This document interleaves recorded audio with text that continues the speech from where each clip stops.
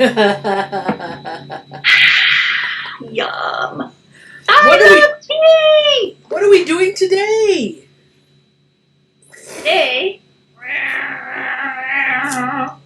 Today, we are talking about the joys and distraction ability of water.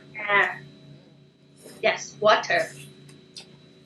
We are relatively connected opposite souls. You see, I've got a popsicle. And I have tea! Hot tea! She loves tea. I worship the ground tea grows out of. Tea everywhere. Tea coming out of me? Whoa, that was weird. Daddy? Really? Yeah, it was disturbing and weird. I like it. Should I do it again? No. Tea coming out of me. We are going to be talking about water today. I mean, not all the water, because we only have so much time. Should we tell folks how we decided on this topic this week? Okay. Am I doing that? Well, you could, or I can if you prefer. Let's listen to it through your brain. So, for those of you who may not know, Christina and I live in Chicago area. And Chicago is one of those places where they say if you don't like the weather, wait 5 minutes. Sadly, it's very true. So last week, we had a polar vortex, so literally frost advisory with high pollen. So for someone like me with allergies, that was confounding and annoying. And then on top of that, then after we had the polar vortex, we had a flood, like Noah's Ark kind of flood. So poor Christina and other people I know, actually my building too, we all got leaks or flooded. So in the midst of Christina trying to clean up, she had a aha moment. I had an epiphany. And decided this week we should talk about all the joys of water, since last week water was not so joyful for you. Most people, and I just say most because for some people, water's a scary thing or an uncomfortable thing. But in its forms, like in contained places, most people are very powerfully drawn towards water. Between our evolutionary lineage and the fact that the first, our creation takes place in water, it makes sense that for many of us, I think for everyone it's soothing, but to your point, I do have a very close friend who the way her family taught everyone to swim was to throw them in the water and tell them to swim. Oh no. And that worked on her brothers. That did not work on her. And actually she's very brave. I met her in a water aerobics, water cross training class. But she still has to stay in the deep end, and she's trying to make friends with water, but it's tough. Oh, which reminds me, can we do another shout out to a cool art form that comes from the water? Do a shout out. So I have a good friend, Janet Otter, who is Dutch, and she on Instagram has an account, Tiny, we'll put it in the thingies or in the thingies, Tiny Pieces Chicago. And what she does is every year she goes to Bonaire, which is a Dutch Caribbean island where her mother-in-law has a joint. And she literally cleans up the sea, pulls all kinds of plastic that's washed up on the beach, so awesome. Collects it all, brings it back, and does very cool sculptures with it. It's awesome. I love her. Check the thing in the thing. Check the link. Yeah, check the thing in the thing. It is so awesome, and it's eco-friendly and eco-conscious, and it really blows your mind how much junk is really in the ocean. Yeah, it's amazing. But anyway, I don't want to digress into... It's a good digression. She finds amazing stuff. G.I. Joe soldiers, syringes. I don't get that. That's not awesome. Oh, that's not good. No. Flip-flops. It's amazing what she uses to create her art. Very cool. Very innovative, unique, colorful, and for a good cause.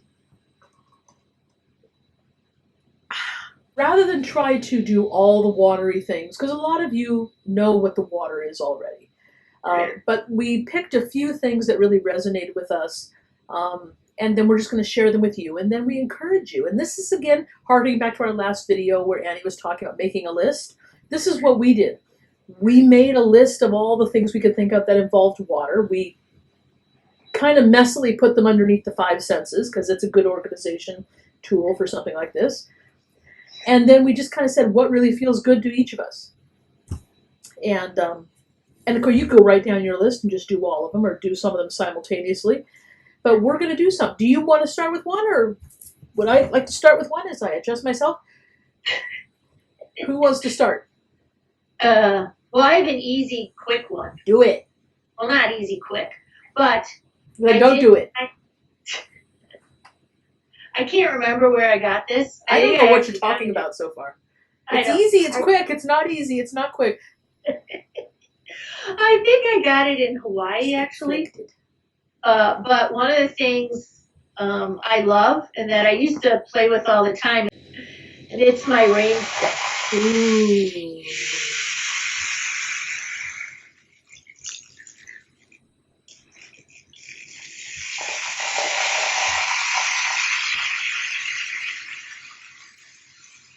Oh my God, there's smoke coming out of it. A Rainstick is a staple piece in many classrooms. I did not know that. In a lot of early childhood and primary grades, it's just one of those things that is very soothing to some children, and sometimes it's nice to have something that you can feel the vibration, you can hear the water sound, you can feel the weight of the gravel or the rice coming down. It's a really nice soothing object to have in your classroom. I usually only had small ones because the big ones, like wallop each other or wallop themselves with it. But a little one that's like about a foot and a half long is perfect. Well, I happened to go online, and we'll put it in the things. I found a do-it-yourself Rainstick. Yay! Yay! That kids can help make. They can't do it by themselves because it involves nails, but they can help make it. I love it. And I would encourage you to give it a try. And I actually cheated. I took a look at the link earlier, and it really is a real doable, lovely thing that I think adults would get a kick out of too, to be honest. Yeah, that's the thing. I mean, it's so soothing. I have a clock that also has sounds that you can set on a timer or all night. And one of them is a rainstorm. One is a babbling brook. One of them is the ocean. They have other sounds, but frankly, the bulk of them are water sounds. Yeah. And again, getting back to that innate appreciation of water, it resonates with us. But if you don't have one of the white noise machines, YouTube has like 10-hour things that you can play of just running water, like a stream. They just stuck a microphone next to a stream and recorded it for 10 hours or overnight. And it's just nature sounds with that water. You can put it real loud or real soft. It's just lovely. And so you can get it that way. You can have it if you buy a little something, and they're not really expensive, the white noise machines. I think you can buy like little ones. You can put right by your bed if you want, and they're not real expensive. And you can meditate to them. You can take a bubble bath, whatever floats your boat. A nice place to look for some of these nightlight white noise, water noise machines is actually in the baby section of stores. That's a great idea. I was looking for one of them that was a combination nightlight white noise machine for our daughter, who is an actual quasi grown-up, and I found one in the infant section that was it's a little elephant, and my late mom loved elephants, and it had its trunk up, which my mom insisted upon in her elephants, and it had white noise, and it's a little nightlight, and it was perfect. So that's a great idea. You're never too old. No, you're never too old for any of it. And the baby section, that's perfect. Branch out. Get away from the adult, I must be a grown-up box, and, just say, whatever I like is what I like. Yeah. Who cares? Who cares? So the other thing is, if you happen to be near a body of water, and until things change, you can socially distance and it's open. Sometimes it's fun to just go there and just sit and stare. Sometimes I can get, like, if I'm blocked creatively or if I'm, struggling with something in my life, sometimes I will just go and water stare. What else do you got? You? That's a lot of it. What I wanted you to do, but I wanted you to do one of that do-it-yourself fairy lights. I wasn't able to go get, but I'll talk about it. There is something that, it's a craft for children, which we are going to throw the word children out because it's just a craft that you can enjoy. And it's really simple, but you don't want to put it in your mouth hole. It's stuff, as I used to tell my preschoolers and kindergartners, nothing in the holes, nothing in your head holes. But it is like a mason jar or a cleaned out old glass jar from spaghetti sauce or whatever, and water, and you get one of the glow sticks that they make into little bracelets, or at parties and stuff, and you get blues or greens, and you snip them and you pour the glow stick junk into the jar of water. Oh, I didn't realize you poured the liquid in. And then you can shake it. How long does that last for? As long as the glow stick lasts, so it's going to be a few hours, you get it. Another thing people have done is they've taken the jar and they just, without water in it, just throw the glow stick liquid in there. And then they close it real tight and shake it, and it splatters all over the sides, and it gives a different effect. Oh, you know what else? I haven't bought one for a while, so I don't know. I'm hoping they're not too expensive. But another water-like thing that I love is a lava lamp. Mm-hmm. Lava lamps kind of go in and out of trend. So when they're trendy, they're expensive. When they're not, they're not. But what they do sell, and I think you can get them for like under $50, so it depends on your budget. But they do have ocean wave lights that is just plug-in light, and it puts ocean wave reflections in your room on the ceiling and the walls. Something I want you to share. What? About it, and it's water taste. Water taste? Yeah. Besides our tea and our popsicles.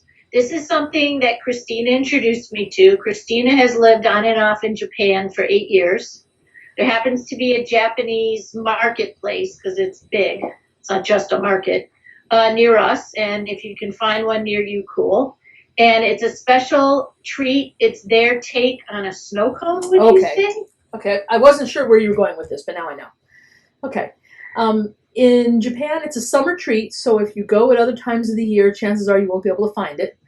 But it's called kakigori, and it is akin to Hawaiian shaved ice or a snow cone, but it's closer to Hawaiian shaved ice, actually. It's served in a dish, and it's really finely shredded ice with a blade, and you can buy, in Japanese stores, you can buy the machines for your house, and you just freeze little discs of water in little cups, and you plop it in the machine and turn it on.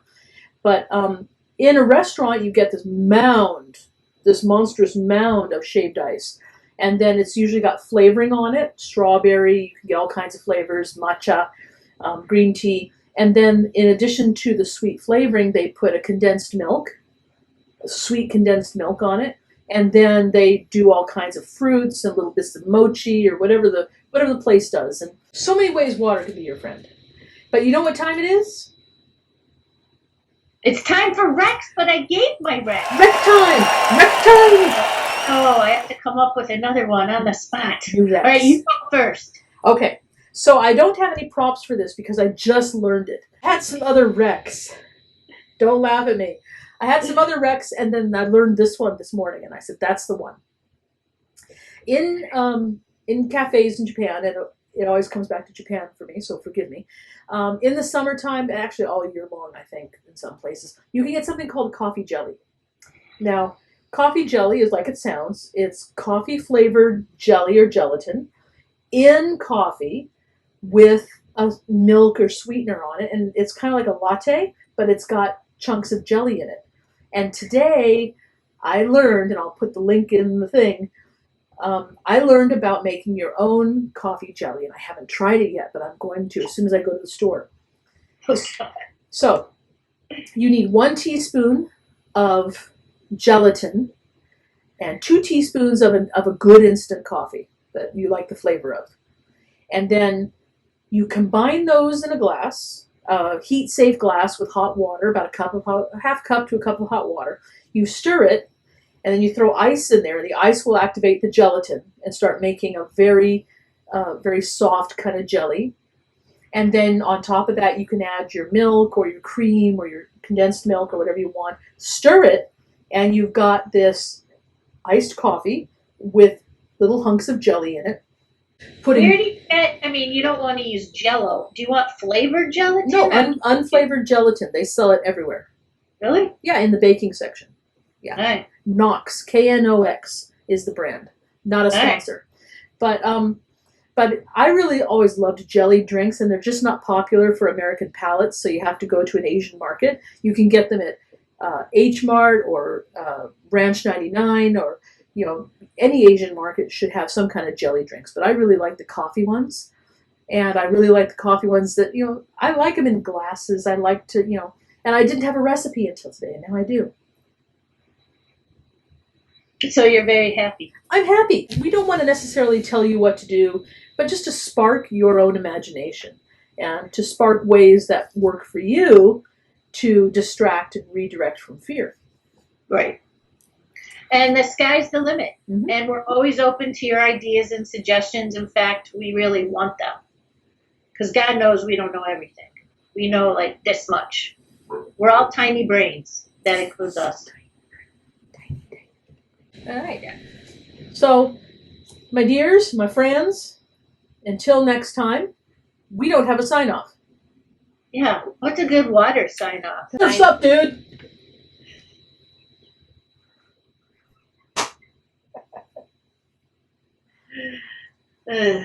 No? Ready? 1, 2, 3. Do whatever floats your boat. Da da da da da da da.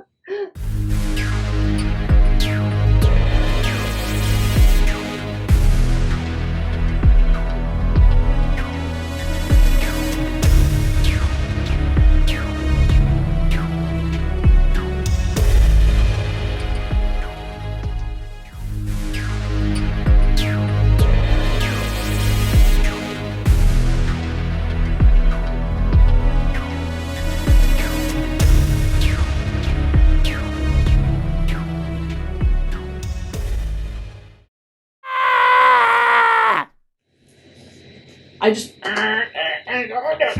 Okay. What is she doing? What is she doing? Kakigori! Kakigori.